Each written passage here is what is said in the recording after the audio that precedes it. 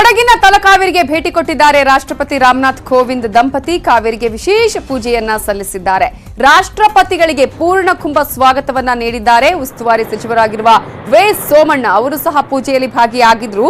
ಸಂಜೆ general Thimmaiah museum ಅನ್ನ ರಾಷ್ಟ್ರಪತಿ ರಾಮನಾಥ್ ಕೋವಿಂದ್ ಅವರು ಉದ್ಘಾಟನೆ ಮಾಡಲಿದ್ದಾರೆ. ರಾಷ್ಟ್ರಪತಿ ಅವರು ಕೊಡಗಿಗೆ ಭೇಟಿಯನ್ನ ಕೊಟ್ಟಿದ್ದಾರೆ. ಅದರಲ್ಲೂ ಕೂಡ ಭಾಗಮಂಡಲಕ್ಕೆ ತೆರಳಿದ್ದಾರೆ.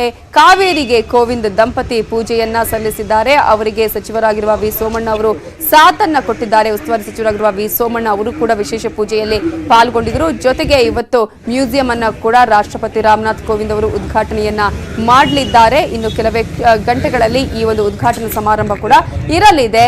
ಅದರ ಜೊತೆಗೆ ಈಗಾಗಲೇ ನಿನ್ನೆಯ ಕಾರ್ಯಕ್ರಮಕ್ಕೂ ಕೂಡ ಆಗಮಿಸಿದ್ರು. ಏರ್ ಶೋನ ಸಮಾರೋಪ ಸಮಾರಂಭದಲ್ಲಿ ಪಾಲ್ಗೊಂಡಂತಹ ರಾಷ್ಟ್ರಪತಿ ರಾಮನಾಥ್ ಕೋವಿಂದ್ ಅವರು ನೇರವಾಗಿ ಕೊಡಗಿಗೆ ತೆರಳಿದ್ರು. ದಂಪತಿ ಸಮೇತರಾಗಿ ಈಗ ಕಾವೇರಿಗೆ ಅಲ್ಲಿಗೆ ತೆರಳಿ ಪೂಜೆಯನ್ನು ಕೂಡ ಸಲ್ಲಿಸಿದ್ದಾರೆ.